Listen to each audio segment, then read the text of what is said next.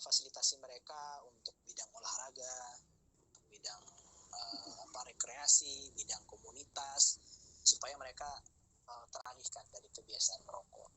Jadi melakukan pengembangan. Atau dalam hal yang lain, misalkan di sekolah ternyata kita punya banyak siswa yang berbakat dalam bidang olahraga, sepak bola. Nah, dalam rangka mengembangkan bakat mereka, maka kita sebagai guru konselor merekomendasikan pada kepala sekolah supaya mereka dibuatkan menjadi komunitas ekstrakurikuler untuk sepak bola. Nah, ini bagian dari pengembangan. Jadi tujuan BKI itu tidak cuma untuk mengobati, tidak cuma untuk memulihkan seseorang, tapi juga mencegah dan juga mengembangkan. Jadi kalau sisi preventif itu sisi mencegah yang negatif datang, kalau kuratif itu mengobati yang negatif, kalau yang pengembangan itu mengembangkan yang positif. Jadi positif apa saja yang ada di sekolah itu dikembangkan. Ada yang pintar kori, nah dia dikembangkan supaya dia tersalurkan bakat dan minatnya. Jadi jangan sampai siswa tidak menemukan dukungan terhadap bakat dan minatnya, karena bahaya. Siswa yang sudah punya bakat dan minat kemudian tidak terfasilitasi, ya akan tidak tahu menggunakan bakatnya. Ada yang berbakat dalam musik, terus difasilitasi supaya dia menemukan jalan untuk mengembangkan karirnya. Kemudian yang kelima, komponen dari BKI adalah pendekatan teori dan teknik. Ini ada beberapa istilah teori-teori yang ada psikodinamika, ada humanistik eksistensial, ada kognitif behavioral, ada keagamaan dan spiritual. Nah, singkatnya itu, pendekatan psikodinamika adalah pendekatan yang kita melihat pada perubahan-perubahan kognitif, ya, perubahan-perubahan psikologis, perubahan-perubahan kognitif yang ada pada seseorang, namanya psikodinamika. Ya, asal katanya dari psiko artinya jiwa, dinamik ya, atau dinamika itu artinya adalah fluktuasi atau perubahan. Jadi ada dinamika di dalam proses psikologis seseorang. Jadi menggunakan teori psikodinamika berarti kita melihat seseorang, masalah seseorang itu sebagai bagian dari pergulatan psikisnya dia. Nanti ada penjelasan lebih rinci lagi. Kemudian teori humanistik eksistensial. Nah, teori humanistik eksistensial ini biasanya melihat sumber masalah dari seseorang itu berasal dari proses dia menempatkan diri dalam dunia yang nyata. Ya, humanistik itu artinya manusia. Ya, ada aspek manusia, kemanusiaan ya. Kemudian eksistensial artinya keberadaan. Bahwa problem-problem yang dialami oleh seseorang biasanya berasal dari perasaan terisolasi atau perasaan dialienasi. Contohnya gini, masalah setiap orang menurut humanistik eksistensial adalah masalah yang muncul dari kegagalan seseorang mendefinisikan dirinya sendiri. Ya, kalau teman-teman pernah nonton film Joker, nah film Joker itu sangat pas kita menggunakan teori humanistik eksistensial. Bagaimana seseorang yang pada awalnya adalah orang baik, kemudian karena gagal mendefinisikan dirinya dan juga gagal menemukan eksistensi diri, akhirnya berubah menjadi seorang pembunuh brutal ya. Di film Joker yang sangat meraih penghargaan Oscar, film yang sangat bagus. Nah, ini kita bisa melihat sebagai problem eksistensial. Mengapa munculnya seorang kriminal, mengapa seorang yang baik tiba-tiba menjadi jahat? Nah, ini bisa dijelaskan menggunakan teori humanistik eksistensial. Artinya orang gagal menempatkan diri dalam konteks kehidupan sosial sehingga dia memberontak dengan cara-cara yang di luar nalar. Berikutnya adalah teori kognitif behavioral. Teori kognitif behavioral ini adalah pemahaman bahwa perilaku dan kondisi mental kita itu saling berhubungan. Ya, jadi kita dalam teori kognitif behavioral kita akan mencari tahu tentang sudut pandang seseorang yang mengakibatkan dia berperilaku tertentu. Contohkan begini ya, ada dua orang yang kita tanya, menurut kamu pergi kerja menggunakan sepeda itu menyenangkan atau tidak? Yang satu mengatakan itu menyenangkan, yang satu mengatakan itu tidak menyenangkan. Nah, ada dua persepsi yang berbeda. Yang satu mengatakan sangat menyenangkan bersepeda pergi kerja menggunakan sepeda walaupun jauh, tapi saya senang. Yang satu mengatakan walaupun pendek jaraknya, saya tetap akan menggunakan kendaraan bermotor ketimbang pakai sepeda, karena pakai sepeda melelahkan. Nah, mengapa muncul kesadaran yang berbeda pada dua orang? Itu ada hubungan dengan pengalaman-pengalaman perilaku sebelumnya. Yang satu yang menjawab menyenangkan karena dia memang sejak dulu sudah terbiasa menggunakan sepeda, sehingga dia merasakan pengalaman bahwa bersepeda sangat menyenangkan. Dan ini mempengaruhi kesadaran dia terhadap sepeda. Nah, sedangkan yang satu karena tidak terbiasa menggunakan sepeda, maka persepsi dia terhadap sepeda menjadi negatif. Nah, inilah yang disebut dengan kognitif behavioral. Kognitif itu sendiri kaitannya adalah dengan kesadaran seseorang. Behavioral itu adalah perilaku. Jadi bagaimana kita memahami kesadaran dan perilaku seseorang melalui teori kognitif behavioral. Teori-teori ini akan saya jelaskan ya, saya jelaskan satu-satu nanti ya. Kemudian berikutnya adalah teori-teori yang ada hubungan dengan keagamaan dan spiritualisme ya, dengan spiritual.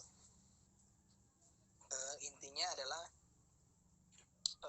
bahwa kondisi psikologis seorang itu juga ada hubungan dengan masalah-masalah dalam keagamaan dan spiritual.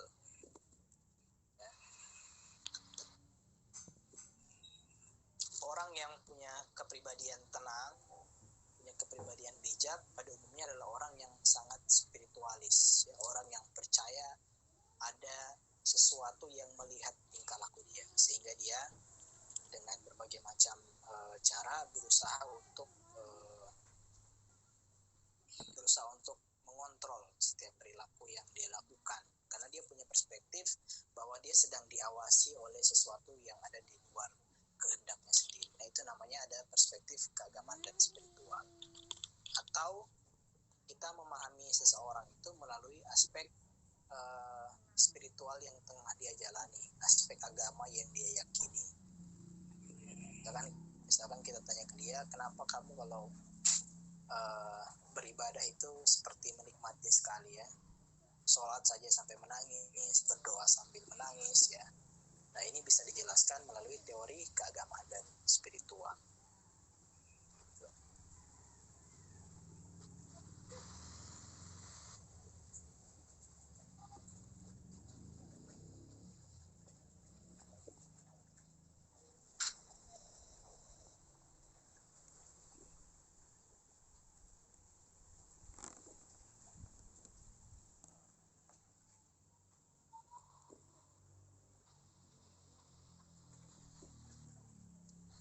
Mas Agus, tolong di mute dulu Mas itu.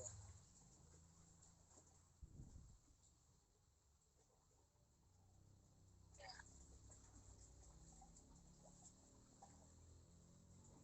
Itu ya.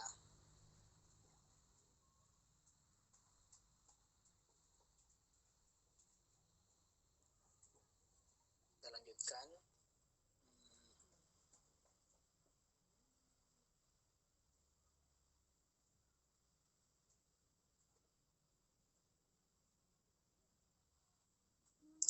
Fungsi dan tujuan bimbingan dan konseling Islam setidak-tidaknya ada 3 ya. Ini fungsi spesifiknya. Yang pertama adalah memberikan layanan dan fasilitas yang terkait dengan belajar mengajar di sekolah ya. bisa juga, karena konseling ini kan biasanya kita kenal sebagai program yang ada di sekolah, tapi di banyak lembaga sosial lain pun juga menggunakan konseling. Misalkan ada lembaga untuk penanganan kasus kekerasan terhadap perempuan dan anak, ya itu biasanya menggunakan konselor ya. Ada KPAI, ada Komnas HAM, itu biasanya punya para ahli di bidang konseling, karena ahli di bidang konseling ini sangat dibutuhkan karena mereka punya kemampuan untuk memberikan komunikasi penyembuhan terhadap orang-orang yang menjadi korban dari kekerasan, korban dari sosial. Pelayanan yang kita berikan di sekolah itu ada pelayanan individual namanya. Pelayanan individual ini contohnya adalah konseling individual. Konseling individual artinya kita konseling cuma berdua ya, dengan satu konselor, satu klien. Kemudian ada juga yang namanya bimbingan kelompok atau bimbingan klasikal. Itu adalah misalkan konseling masuk kelas ya, mengajar di kelas seperti guru pada umumnya. Kalau guru matematika, yang dia ajarkan adalah matematika. Kalau guru biologi, yang dia ajarkan adalah biologi. Kalau guru bahasa Indonesia, yang diajar bahasa Indonesia. Kalau guru BKI, konselor BKI, konselor sekolah, apa yang diajarkan ketika masuk ke kelas? Yang diajarkan adalah namanya materi pengembangan diri. Jadi nanti bisa teman-teman lihat ada buku pelajaran namanya pengembangan diri. Ya, ada materi pengembangan diri. Nah, itu adalah materi yang diajarkan oleh guru konselor ya, konselor sekolah. Yang mereka ajarkan adalah materi pengembangan diri. Topik-topiknya adalah ada pengembangan diri dalam karir, akademik, pribadi sosial, agama, spiritual. Kemudian tadi ya, ada kalau pelayanan di sekolah itu ada pelayanan tadi, pelayanan individual dalam bentuk konseling individu, kemudian pelayanan kelompok dalam bentuk bimbingan kelompok atau bimbingan klasikal, kemudian ada namanya pelayanan insidental. Pelayanan insidental adalah pelayanan yang dibutuhkan sewaktu-waktu jika diperlukan. Misalkan ada terjadi suatu kasus yang jarang terjadi di sekolahan, tetapi ketika terjadi dibutuhkan peran dari seorang guru konseling ya, atau konselor sekolah. Nah, ini nanti namanya pelayanan insidental. Kemudian kalau fasilitas, jadi guru konselor itu selain menawarkan jasa dalam bentuk bantuan, juga memberikan fasilitas kepada siswa. Misalkan kita membuat layanan pengaduan pembelajaran. Jadi siswa bisa memberikan keluhan atau curhat ya mengenai hambatan-hambatan dalam belajar mengajar di sekolah melalui sistem yang kita buat. Jadi di beberapa sekolah para konselor ini membuat semacam konseling Facebook. Dulu ada konseling menggunakan Facebook, ada konseling menggunakan, kalau sekarang sudah menggunakan WA. Jadi membuat WA dalam rangka untuk memberikan fasilitas pada murid dan warga belajar lain di sekolah untuk menyampaikan apa saja yang mereka butuhkan. Jadi ada juga yang model-modelnya seperti Hotmail konseling yang terbuka bagi orang lain untuk mengakses. Tujuan berikutnya adalah optimalisasi perkembangan peserta didik. Nah, proses belajar mengajar di sekolah tidak bisa diserahkan hanya pada guru. Karena apa? Karena guru punya keterbatasan. Ya, pertama keterbatasan keilmuan. Mereka tidak semua menguasai masalah pembelajaran. Karena masalah pembelajaran ini masalah yang sangat kompleks ya. Jadi tidak dengan di sekolah selesai, tidak ya. Ada masalah lain yang senantiasa ada di sekolah yang tidak bisa hanya kita serahkan pada seorang guru. Nah, oleh karena itu guru membutuhkan konselor sekolah dalam rangka untuk mengetahui apakah perkembangan peserta didik sudah optimal atau belum. Contoh misalkan guru sudah dengan segala macam usaha dan upaya membuat supaya pembelajarannya menarik bagi siswa, supaya mereka tertarik dengan pelajaran yang dia berikan. Tapi kenyataannya siswa tetap tidak tertarik, atau bahkan siswa nilai rata-ratanya jelek untuk mata pelajaran yang dia ambil. Nah, maka konselor akan melakukan observasi dan menganalisis apa penyebab dari kondisi ini. Apakah kondisinya karena problemnya ada pada siswa yang tidak siap dengan pembelajaran, atau problemnya ada pada fasilitas pembelajaran, atau problemnya ada pada teknik personality dari guru yang bersangkutan. Nah, ini berhubungan dengan optimasi perkembangan peserta didik. Jadi guru konselor dibutuhkan dalam rangka memastikan bahwa perkembangan peserta didik di dalam kelas bisa berkembang lebih baik. Kemudian fungsi yang ketiga, diharapkan seorang konselor sekolah itu bisa mendorong dan memfasilitasi individu untuk memahami dan memaknai ajaran-ajaran Islam. Ya, dalam ajaran Islam itu ada 3 ya, ada iman, Islam, dan ihsan ya. Ada yang berhubungan dengan keyakinan, berhubungan dengan syariat, ada yang berhubungan dengan akhlak. Jadi kita menginginkan supaya konselor sekolah punya tugas untuk membuat supaya para siswa bisa mengkontekstualisasi ajaran-ajaran Islam dalam kehidupan sehari-hari, dalam kehidupan akademik yang ada di sekolahan. Oke, sampai di sini ada pertanyaan dulu. Silakan kalau ada pertanyaan.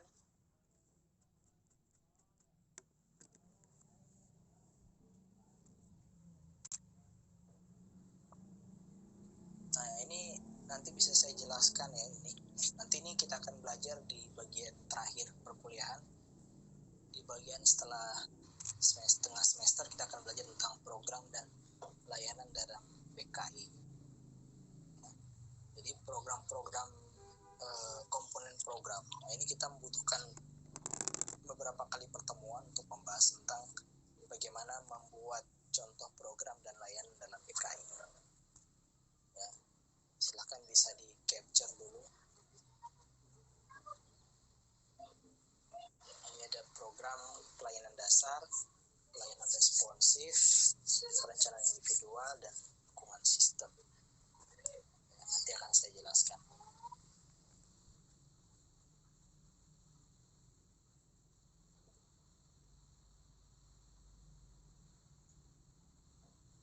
Oke, saya persilakan. Silakan ada yang bertanya.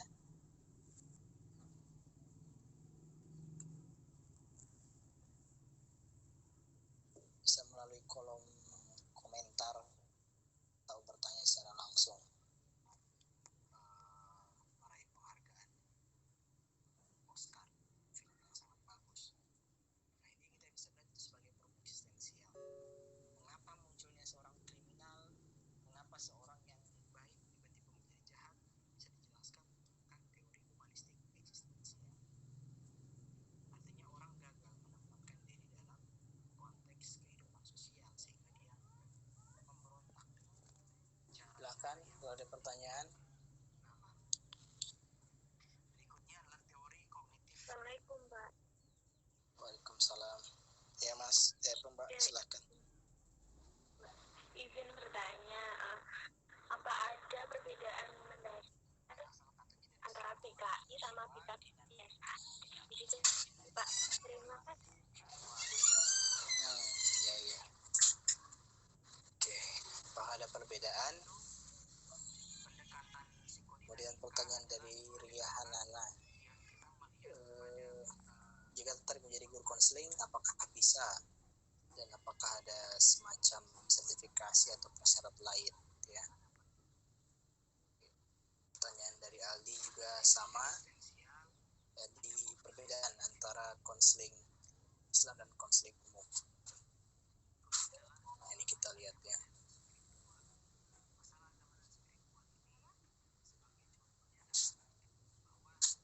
Ini perbandingan antara BK Islami dan BK konvensional. Ya. Ya. Kalau kita menyebutnya, kalau saya sebetulnya lebih setuju menyebutnya dengan bimbingan konseling arus utama.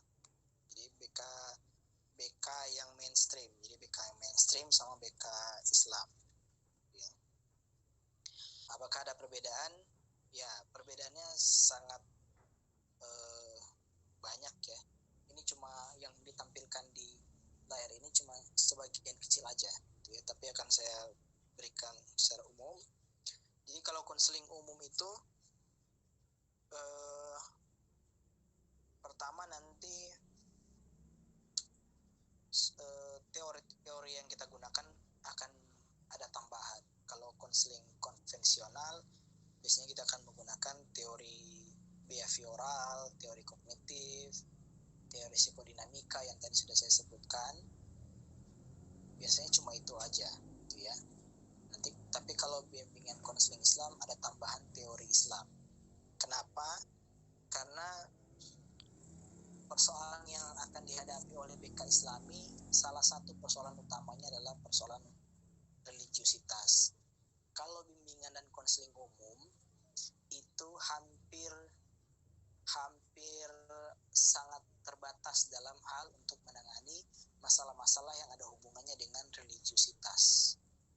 Jadi perbedaan utamanya adalah bahwa dalam konseling umum dia hampir nggak bisa menangani masalah-masalah yang ada hubungan dengan religiusitas.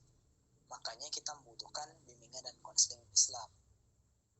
Sebagai contoh gini, mahasiswa yang dididik dengan konseling umum ketika masuk ke dalam konseling di madrasah atau pesantren, dia akan sangat kesulitan menerapkan praktek-praktek konseling karena akan berbenturan nilai-nilainya. Nilainya nggak akan sesuai karena contohnya gini, kalau dia konseling umum, ketika ada masalah pacaran di pesantren, bagi seorang konselor umum ya dia akan menganggap itu biasa aja, bahkan itu boleh-boleh aja. Tapi bagi konselor Islam kan dia nggak mungkin. Maksudnya walaupun dia juga merasa nggak masalah dengan pacaran di lingkungan pesantren, tapi ada nilai-nilai moral dalam Islam yang tidak membolehkan, sehingga mau nggak mau dia harus berpijak pada tadi pemahaman umum mengenai pacaran di dalam Islam. Jadi akan beda jauh. Atau masalah lain, misalkan gimana caranya supaya seorang santri bisa memaksimalkan tahfizul Qur'annya. Nah, ini masalah-masalah itu nggak bisa ditangani oleh konselor umum. Walaupun masalahnya sama ya, masalah memori, masalah ingatan, masalah pembelajaran, ada teori-teorinya dalam konseling umum. Tapi dalam hal untuk tahfizul Quran itu nggak cukup. Misalkan kita bilang bahwa santri supaya dia bisa menghafal Quran dengan cepat, dengan baik, maka dia harus melakukan latihan-latihan kognitif A, B, C, D. Itu bisa, tapi itu nggak akan efektif pada siswa santri.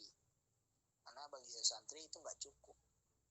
Nah, ini harus ditangani oleh seorang konselor Islam yang dia memang tahu gimana caranya, karena ada syarat-syarat bagi seseorang dalam hal mempelajari ilmu agama yang nggak sama dengan syarat-syarat orang mempelajari ilmu umum. Nah, ada beda-beda seperti itu, beda-beda kasus yang nggak bisa diselesaikan oleh konselor umum. Gambaran yang lain, misalkan kalau kayak di Amerika, konselor umum itu dia nggak akan mengambil kasus kalau kasus itu sudah berhubungan dengan agama. Dia akan serahkan itu ke konselor yang memang menekuni bidang agama. Misalkan ya, kalau ada seorang konselor yang dia punya klien, di mana kliennya ini adalah seorang perempuan dia akan menikah dengan seorang pria yang beragama Yahudi, dan dia punya masalah bahwa keluarganya dia tidak akan menerima calon suami ini karena calon suami ini agamanya Yahudi. Nah, seorang konselor umum di barat di Amerika nggak akan mengambil kasus ini, dia akan mengalihkan, dia akan diserahkan kepada konselor Muslim, konselor yang memang menangani masalah keagamaan. Jadi di Amerika pun dan di Eropa orang sudah tahu spesialisasi dan perbedaan antara konseling umum dan konseling Islam. Tuh, jadi teknik-teknik seperti itu yang membedakan antara konseling umum dan konseling Islam. Ada perbedaan di dalam cara pandang hidup, keyakinan, kebudayaan yang mempengaruhi klien. Kemudian perbedaan antara konselor Islam dan konselor umum itu juga adalah pada masalah peran seorang konselor. Karena seorang konselor Islam tadi dia dipengaruhi oleh nilai-nilai Islam, maka peran-peran yang dia jalankan akan berbeda dengan peran-peran yang dijalankan oleh seorang konselor dalam konselor umum. Bagi konselor Islam, di dalam proses konseling dia harus tampil jujur apa adanya, ya. Dalam kehidupan sehari-hari pun dia harus seperti itu. Tapi bagi konselor umum, yang penting dia profesional ketika dia mengadakan proses konseling. Persoalan nanti di luar proses konseling dia perilakunya seperti apa itu nggak masalah. Tapi kalau dalam konseling Islam ada moral, ya. Jadi seorang yang menjadi konselor Islam juga harus menerapkan nilai-nilai yang dia sampaikan selama konseling juga dalam kehidupan dia sehari-hari. Nah, kalau dalam konseling umum tidak ada beban seperti itu. Jadi bebannya nggak ada, bebannya profesional aja. Sama seperti dokter. Dokter menyarankan supaya pasiennya makan makanan sehat. Tapi kenyataannya si dokter sendiri suka jajan yang tidak sehat, ya kan? Berapa banyak dokter yang meninggal karena penyakit yang aneh-aneh. Nah, artinya dokter itu selalu menyarankan yang baik untuk pasien, tapi dia sendiri tidak menggunakan itu. Nah, dalam perspektif keislaman ini ada yang salah. Harusnya ketika kita menyampaikan sesuatu yang kita tahu baik pada orang, kita juga melakukan hal yang sama. Ini, jadi perbedaan orientasi moral ini yang kelihatan sekali di dalam perbedaan antara konseling konvensional dan konseling Islami.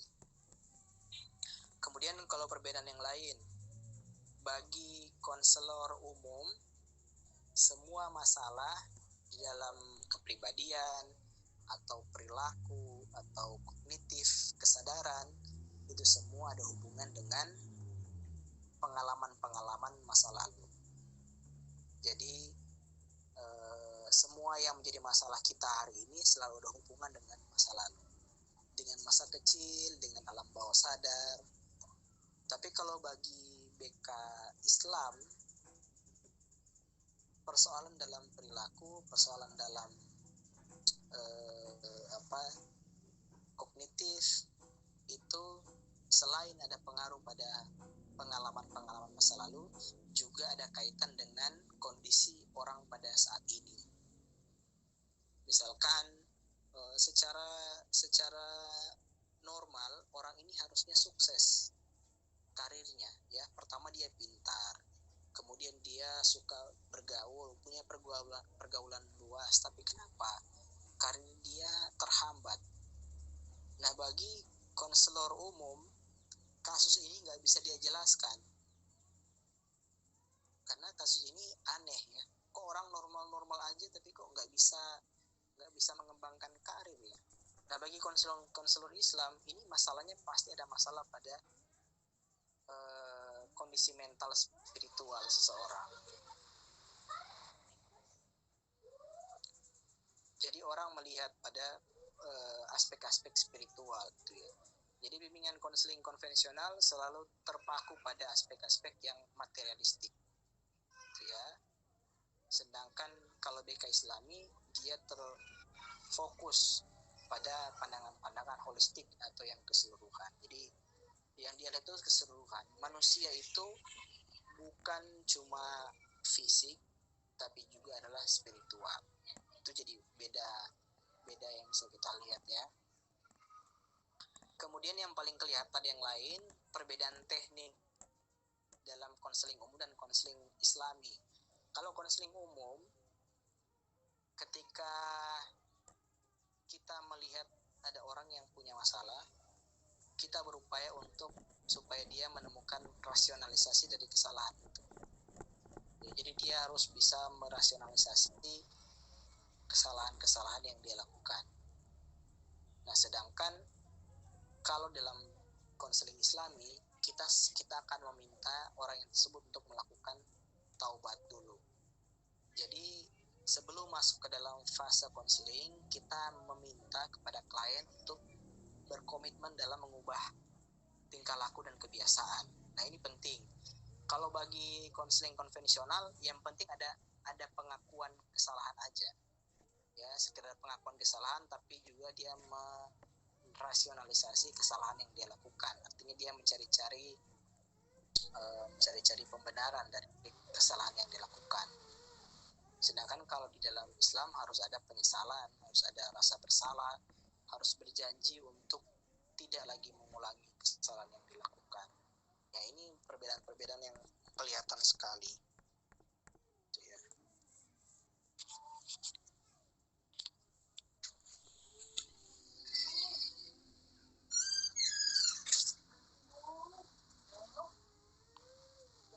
Jadi di dalam konseling Islami ada namanya terapi taubat. Terapi taubat supaya orang membersihkan dulu perilakunya sebelum dia masuk ke dalam tahap konseling berikutnya. Nah, itu jadi kira-kira gambaran perbedaan konseling Islami dan konvensional seperti itu. Jadi perbedaannya cukup besar, cukup banyak ya. Jadi memang konseling umum ini saat ini dipertanyakan relevansinya karena saat ini semua orang di seluruh dunia sedang mengalami masalah yang lebih rumit daripada di masa lampau. Jadi sekarang orang masalahnya sekarang sudah sangat kompleks ya. Masalah sosial itu paling besar dampaknya. Jadi oleh karena itu di agama Katolik pun ada namanya konseling pastoral. Karena ternyata seorang konselor, seorang psikolog umum tidak bisa membantu proses penyembuhan seseorang. Ya. Kita lihat ada banyak sekali orang yang selama ini ya trauma, mengikuti sesi psikoterapi, mengikuti sesi psikologi dengan psikolog dan psikoterapis di rumah sakit. Tapi kita lihat selama 14 pertemuan mereka nyaris nggak ada perubahan.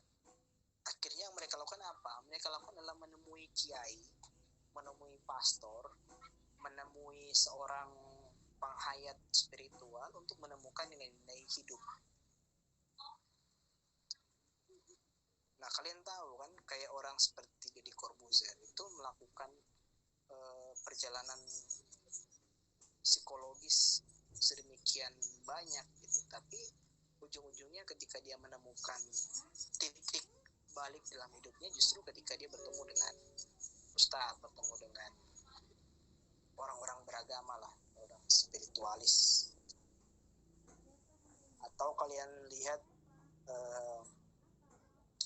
banyak musisi barat yang mengikuti sekian banyak sesi konseling umum ternyata nggak selesai ya.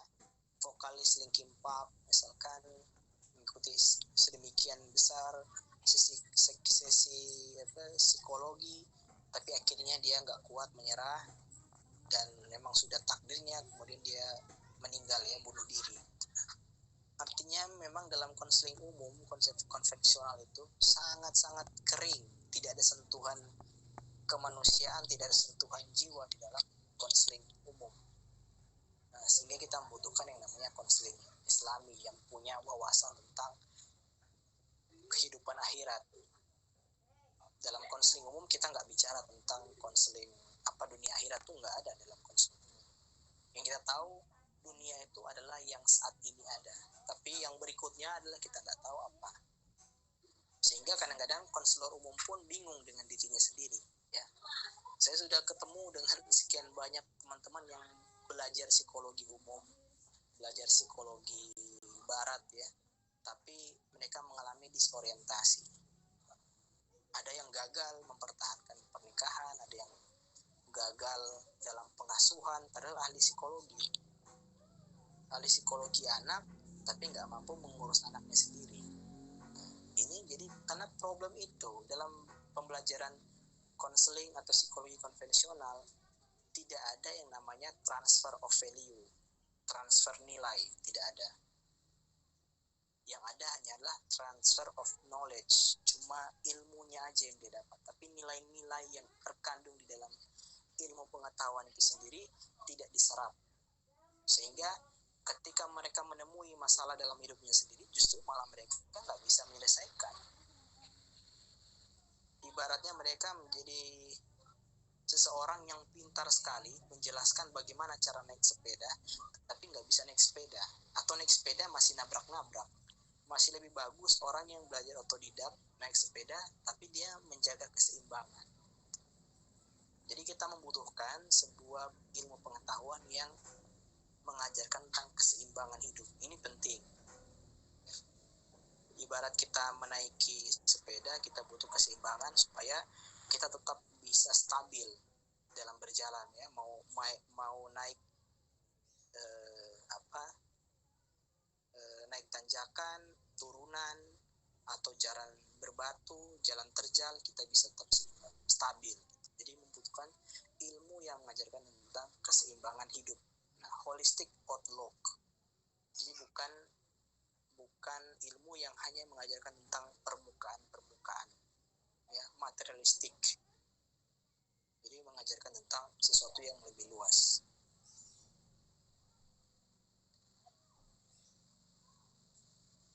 Nah, itu ya. Kemudian kalau ada yang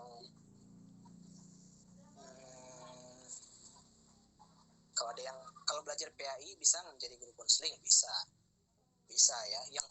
Yang tidak mungkin kalian jadi adalah konselor.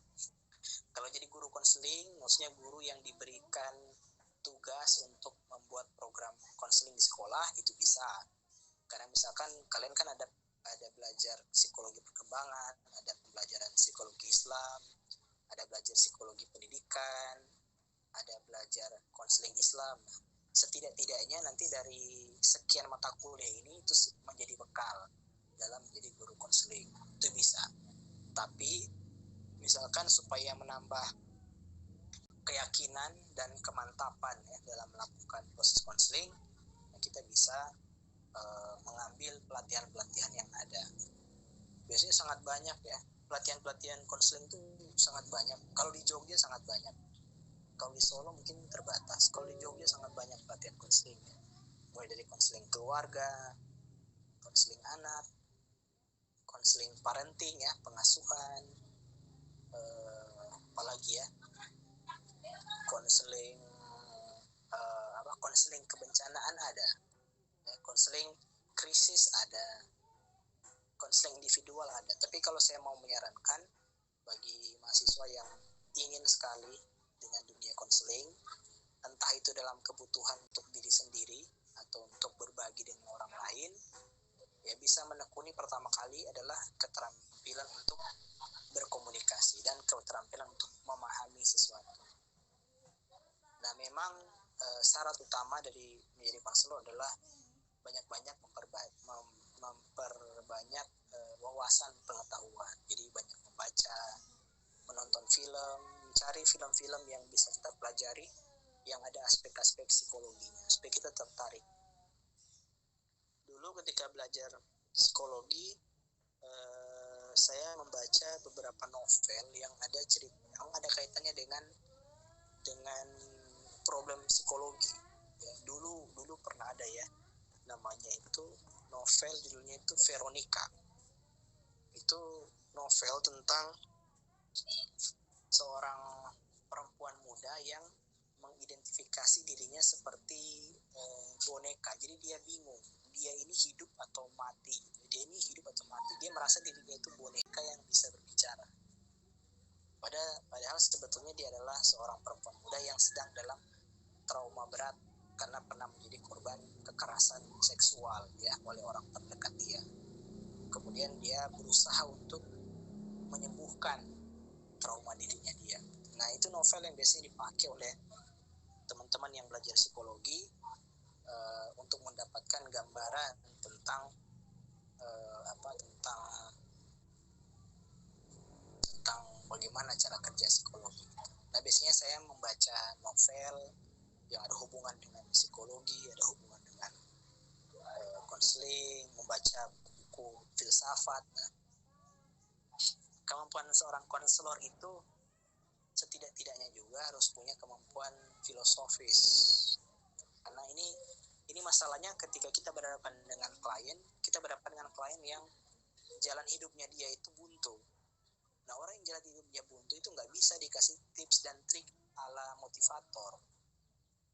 Dia harus diberikan pemahaman orientasi kehidupan yang luas. Nah, kita hanya bisa mendapatkan itu dari pembelajaran kalau di Islam namanya usuluddin ya, pembelajaran yang fundamental. Kalau dalam tradisi barat namanya filsafat ya. Ada tasawuf dan lain sebagainya. Kita perlu membaca itu untuk dalam rangka melembutkan jiwa kita. Nah, konselor harus punya jiwa yang lembut supaya bisa memperlembut jiwa orang lain. Kalau konselor jiwanya keras, ya ketika ketemu dengan orang klien yang jiwanya keras, dua-duanya akan berbenturan. Jadi salah satu tanggung jawab moral konselor Islam adalah dia punya pembawaan jiwa yang halus, yang lembut, sehingga ketika orang mendapatkan nasihat dari dia, orang gampang terbuka hatinya, gampang luluh. Tapi kalau pembawaan dia tidak bisa diterima ya, juga ngeyelan ya, sebagai konselor dia ngeyelan, dia nggak akan bisa. Gitu. Oke, ada pertanyaan lagi sebelum kita akhiri sesi perkuliahan hari ini? Barangkali ada satu pertanyaan masih bisa.